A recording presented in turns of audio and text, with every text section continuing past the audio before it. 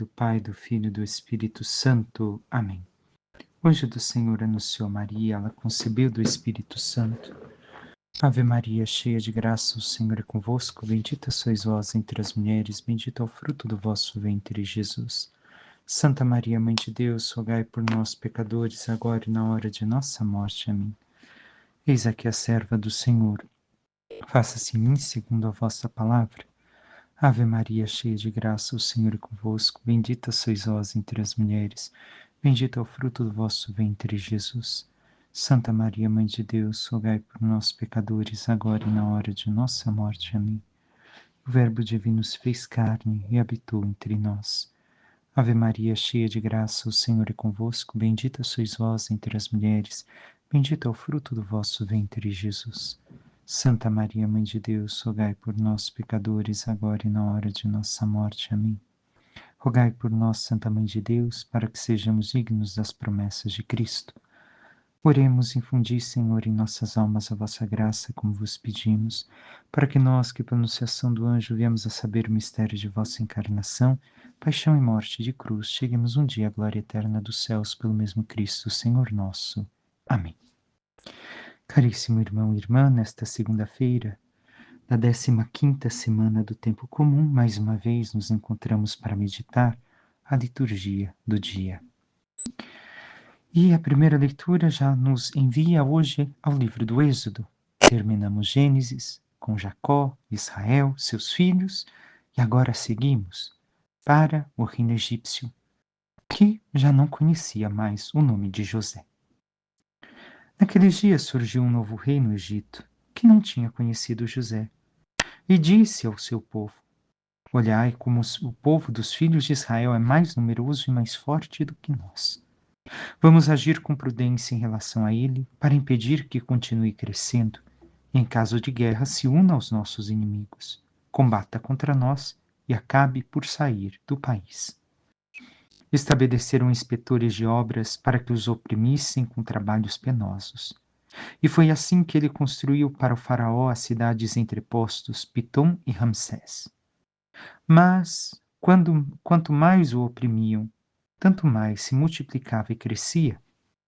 Obcecados pelo medo dos filhos de Israel, os egípcios impuseram-lhes uma dura escravidão e tornaram-lhes a vida amarga pelo pesado trabalho da preparação do barro e dos tijolos, com toda espécie de trabalhos dos campos e outros serviços que os levavam a fazer à força. O faraó deu esta ordem a todo o seu povo: lançai ao rio Nilo todos os meninos hebreus recém-nascidos, mas poupai a vida das meninas. Esta leitura parece não ter nada a dizer a nós, ser só um ponto de referência histórico. Mas coloquemos a visão espiritual enquanto povo de Deus, que também nós somos. Enquanto o Egito, como símbolo do mundo enquanto aquilo que se opõe a Deus. Recordemos o faraó, o rei do Egito, é justamente um Deus para o seu povo, um filho de Deus. E assim ataca os filhos de Deus, o povo elegido por Deus, como vemos na leitura. E o que isso tem a ver conosco? Veremos no Evangelho de hoje o que Jesus pede de cada um de nós, no nosso ministério, no nosso discipulado, que já refletimos um pouco ontem, no domingo, no Evangelho, o amor. E assim vemos que o povo de Israel crescia, era grande, numeroso, forte, e aqueles que viviam enquanto senhores da terra do Egito, enquanto governantes do mundo, enquanto escravos do pecado, poderíamos assim dizer, e escravizadores no pecado, temiam o crescimento daquele povo. O que isso tem a ver conosco se nós refletirmos justamente a frase de um santo que escreve: o sangue dos mártires é semente de novos cristãos?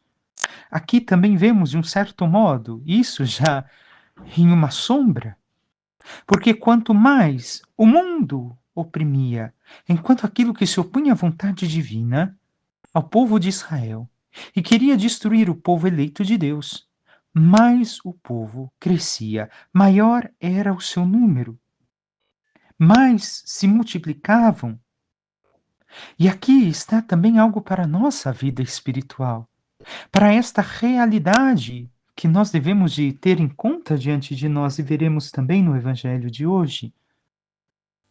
Quando nós somos atacados, perseguidos, sobrecarregados por tudo aquilo que se opõe à vontade de Deus no mundo, as pessoas que se opõem à fé ou à vivência profunda da fé, como todos nós deveríamos ou devemos viver enquanto cristãos. O que nós fazemos? Nós vemos nisso a oportunidade de, como filhos de Deus, como verdadeiros discípulos do Senhor, crescermos, multiplicarmos em Deus, não somente enquanto número, mas enquanto homens e mulheres de fé? Ou nós, diante de tudo isso, nos colocamos como derrotados e simplesmente abaixamos a cabeça e permitimos que o mundo nos derrote, nos imponha a sua escravidão, ao ponto que nós não crescemos enquanto povo de fé, enquanto povo de Deus. Isto depende de um ato nosso, um ato interior, um ato de fé, um ato de amor a Deus ou não. A escolha nossa. Recordemos, a fé, a vida, reflete essa escolha, reflete esta de querer viver realmente como povo de Deus e crescer como seu povo, sabendo que entre nós e o mundo, entre nós e tudo aquilo que se opõe a Deus, haverá sempre uma guerra, uma dificuldade, uma perseguição. E o que nós queremos? Permanecer fiéis ao Senhor nosso Deus e crescermos na fé diante de tudo aquilo que de dificuldades se apresentam por causa da nossa fé. Nós aproveitamos como forma de crescimento ou perdemos esta oportunidade e nos deixamos abater pelo mundo e nos deixamos tornar servos do Egito. Servos no sentido pior da palavra, como se nos tornássemos escravos do pecado. Qual tem sido a nossa resposta, irmão e irmã? Sejamos sinceros. Não queremos tapar o sol com a peneira diante de nossos olhos. Diz o Salmo: nosso auxílio está no nome do Senhor. Realmente no nome do Senhor está o nosso auxílio, a nossa proteção? Ou nós recordamos o Senhor somente nos momentos de dificuldade? E este auxílio que nós temos é como uma forma de encontrarmos a saciedade de nossas vontades, de nossas necessidades. E diz a primeira parte do Salmo: se o Senhor não estivesse ao nosso lado, que o diga Israel neste momento. Se o Senhor não estivesse ao nosso lado, quando os homens investiram contra nós, com certeza nos teriam devorado no furor de sua ira contra nós. Então, se estamos no Senhor, os homens, enquanto aqueles que não vivem a fé, que não estão em Deus, podem com sua ira nos atacar, mas não nos derrotarão. Porque nos deixamos envolver, estarmos assim completamente transformados, protegidos pelo amor a Deus e pelo amor de Deus a nós. O evangelho de hoje, seguimos São Mateus e continuamos com a instrução aos discípulos. Ainda é uma continuidade àquilo que Jesus já dissera e que estávamos meditando nos últimos dias até o sábado. Naquele tempo, disse Jesus aos seus discípulos: não penseis que vim trazer paz à terra. Não vim trazer a paz, mas sim a espada. De fato, vim separar o filho de seu pai, a filha de sua mãe, a nora de sua sogra. E os inimigos do homem serão seus próprios familiares. Quem ama seu pai ou sua mãe mais do que a mim, não é digno de mim. Quem ama seu filho ou sua filha mais do que a mim, não é digno de mim. Quem não toma a sua cruz e não me segue, não é digno de mim. Quem procura conservar a sua vida, vai perdê-la. E quem perde a sua vida por causa de mim, vai encontrá-la. Quem vos recebe, a mim recebe. E quem me recebe, recebe aquele que me enviou. Quem recebe um profeta por ser profeta, receberá a recompensa de profeta. E quem recebe um justo por ser justo, receberá a recompensa de um justo. Quem der, ainda que seja apenas um copo de água fresca, a um desses pequeninos, por ser meu discípulo, em verdade vos digo, não perderá a sua recompensa. Quando Jesus acabou de dar essas instruções aos 12 discípulos, partiu daí, a fim de ensinar e pregar nas cidades deles. Palavra da salvação, glória a vós, Senhor. O que o Senhor tem a ensinar para nós neste Evangelho? Que nós ainda temos a aprender com o Senhor. Primeiro ponto. Jesus, que é o mesmo que diz ser o príncipe da paz, diz: a minha paz vos dou, não como o mundo a dá, porque a paz dele é diferente, vem dizer o quê? Não vim trazer paz, mas sim espada. Mas sim a guerra. Que contraditório, Jesus? Não, devemos de compreender. Jesus está falando aqui da verdadeira paz. Recordemos, ele é a nossa paz. Ele não vai dar a paz do mundo a nós. Ele recorda que a paz do mundo é um acordo entre duas partes, onde momentaneamente se vive a ausência de um conflito para se fazer o próprio interesse. Não é isso que ele quer de nós.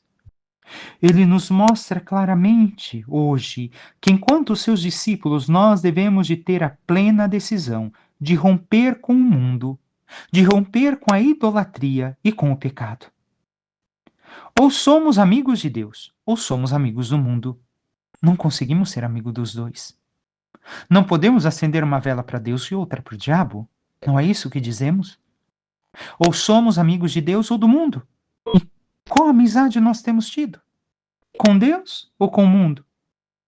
Se o Senhor pede então de nós uma decisão, nós devemos de compreender que a paz que ele oferece anteriormente, aliás, a paz que ele nos dá, é uma imersão no mundo espiritual.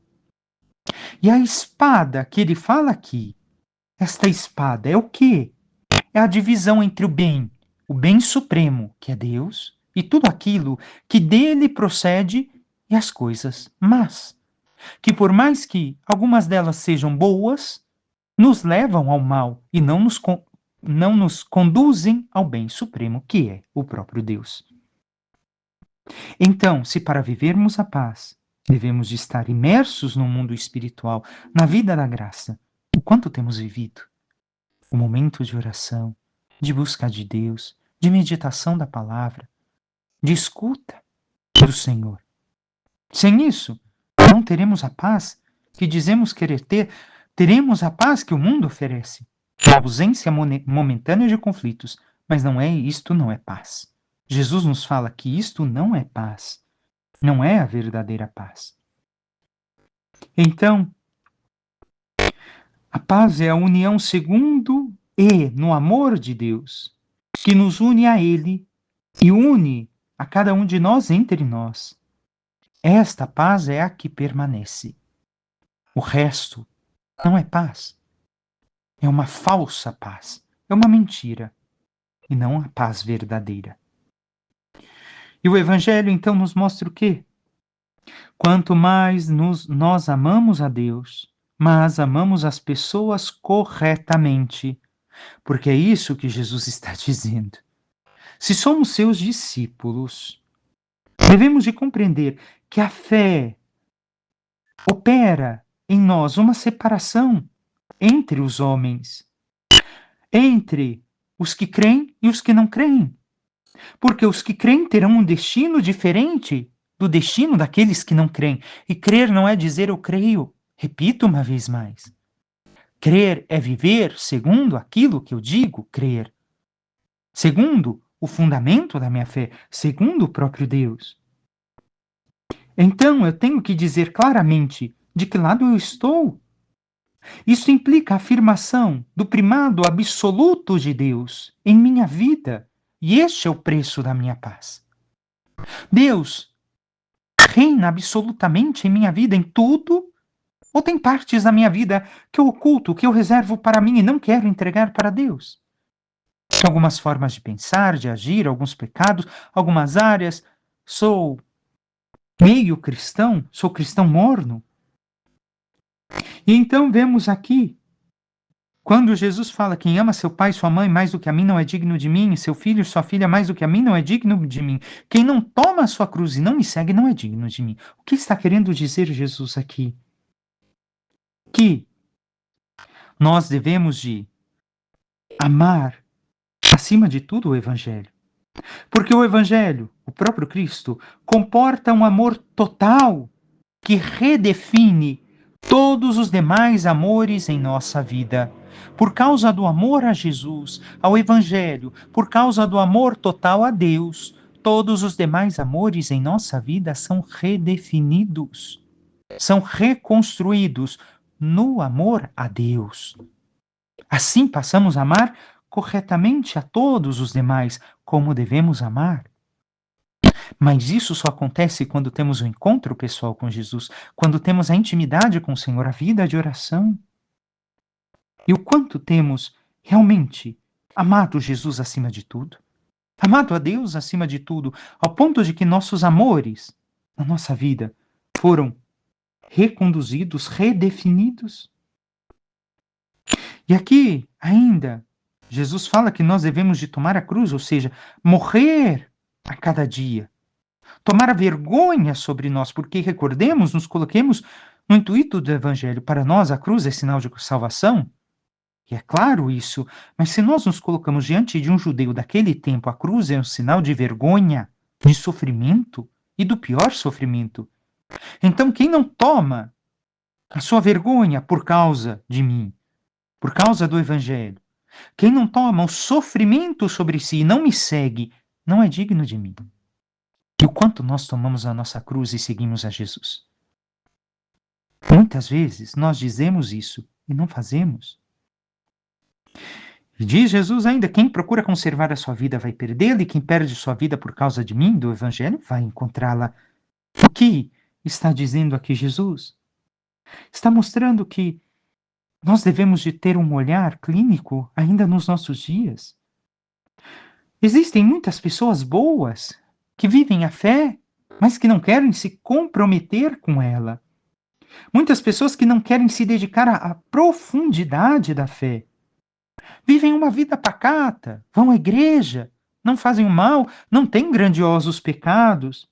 Vivem a sua vida com as diversões, mas espiritualmente estão apagadas. E quantas são as pessoas na igreja hoje? Quantas? E se pergunte, assim como eu me pergunto, não serei eu assim? Quero uma vida de fé pacata, uma vida espiritual apagada, porque não quero a profundidade da fé. E assim podemos encontrar ainda esta guerra na família aqui de Jesus, por causa da fé, operada por causa da fé, esta separação na própria família. Porque às vezes alguém dentro da família se converte, tem uma conversão tão profunda que muda seus hábitos, sua forma de agir, e se abandona, se consagra totalmente a Deus. E aquela pessoa que vive uma fé pacata dentro de casa começa: ah, mas para quê? Jesus não quer isso. Deus não quer isso. Você está sendo exagerado. Não é bem assim. Olha aí, começou na própria família a divisão. A divisão que Jesus disse. Por causa dele, do Evangelho. E eu não devo de querer agradar aos demais. Eu devo de querer viver a profundidade da fé. Se eu estou realmente reconhecendo a fé e vivendo a fé que a igreja, que Jesus me deixou. Não devo de querer adocicar para apaziguar a minha mente. E então tenhamos claro que a verdade da fé exige muito de nós, exige muito de cada um. E muitas vezes o Evangelho vai trazer para nós problemas, dificuldades, na nossa família, nos nossos amigos, na onde trabalhamos. E aqui, ao falar de vida, Jesus está falando psique, que significa vida interior. Quem quer salvar a sua vida interior vai perdê-la, vai perder a vida eterna. E quem não se preocupa em salvar a vida interior por causa de mim, esse vai encontrá-la. Vai encontrar a vida verdadeira. E aqui cabe o questionamento. Porque muitas vezes, muitos de nós, seguimos os caminhos do Senhor. Tivemos uma pregação, uma palestra, meditação, leitura, conhecemos tantas coisas de Deus, mas reservamos certos campos da vida para nós. Quais os campos da minha existência que ainda eu não entreguei a Deus? Porque devemos de ter claro que um cristão que vive a fé pela metade é pior que o infiel que não conhece a Deus e vive no pecado. Por quê? Porque o infiel vive muitas vezes no pecado pela ignorância. Agora, o cristão que conhece a fé e reserva para si, peraí, não é bem assim. Não, o evangelho diz isso, mas eu tenho que adaptar ao tempo, não é assim tão profundo a santidade que Jesus está pedindo para mim, as coisas estão assim um pouco erradas. Se estamos fazendo isso, vivendo pela metade, nós temos consciência do que estamos fazendo. E é pior para nós, porque a nossa condenação será muito pior, porque conhecemos a fé, a verdade, e vivemos no erro. E segue Jesus falando algo.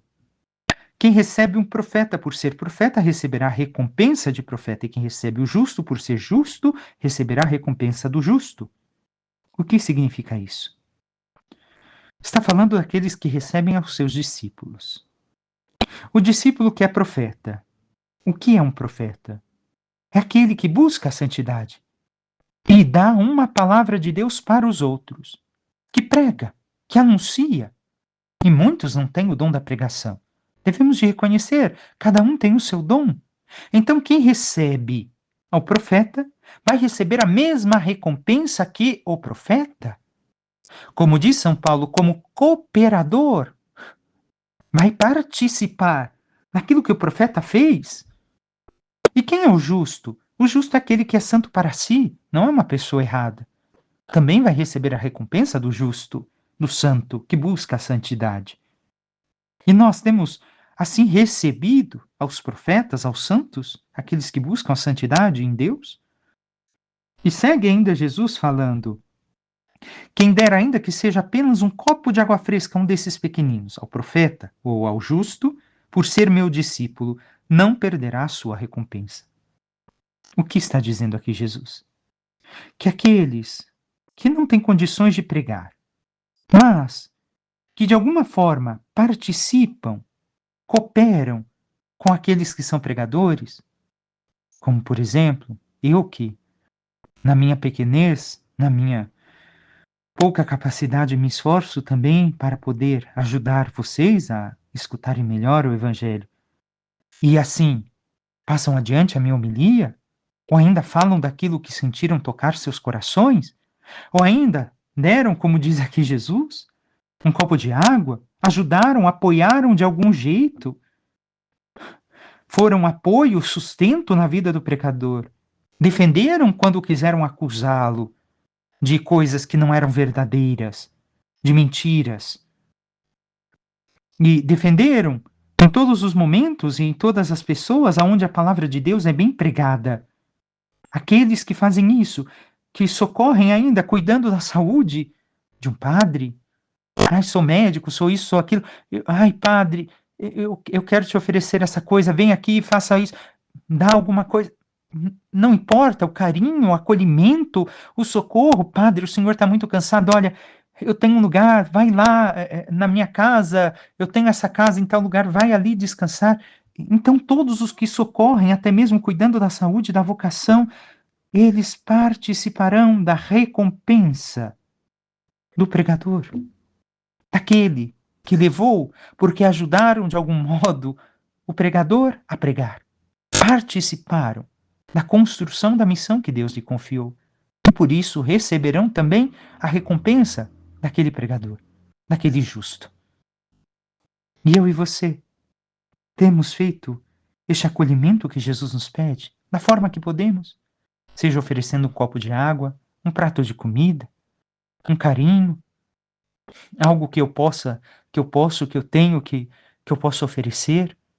Temos socorrido, temos participado, temos cooperado sendo apoio e sustento para o pregador, até mesmo com nossas orações, porque isso é muito importante.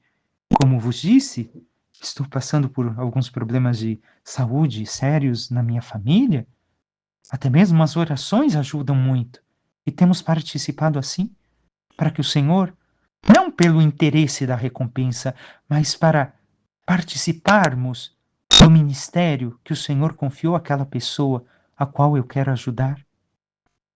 Peçamos à Santíssima Virgem Maria, nossa mãe, que interceda por cada um de nós e nos ajude cada vez mais a escutarmos o que o Senhor nos diz no discipulado e a vermos a nossa batalha contra o mundo, o pecado, a escravidão do mal. E assim, buscando cada vez mais ser fiéis a Jesus e ao Evangelho, possamos romper com tudo aquilo que não vem de Deus, sabendo que enfrentaremos dificuldades em nossas vidas, mas que possamos permanecer firmes na santidade e na opção pelo Senhor, para assim um dia participarmos na eternidade da sua glória. Louvado seja nosso Senhor Jesus Cristo, para que sempre seja louvado. Por intercessão da Santíssima Virgem Maria, de todos os santos e anjos de Deus, desça sobre vós, vossas famílias, vosso trabalho e tudo que vos pertence, a bênção do Deus Todo-Poderoso, que é Pai, Filho e Espírito Santo. Amém. Um santo e abençoado dia a todos.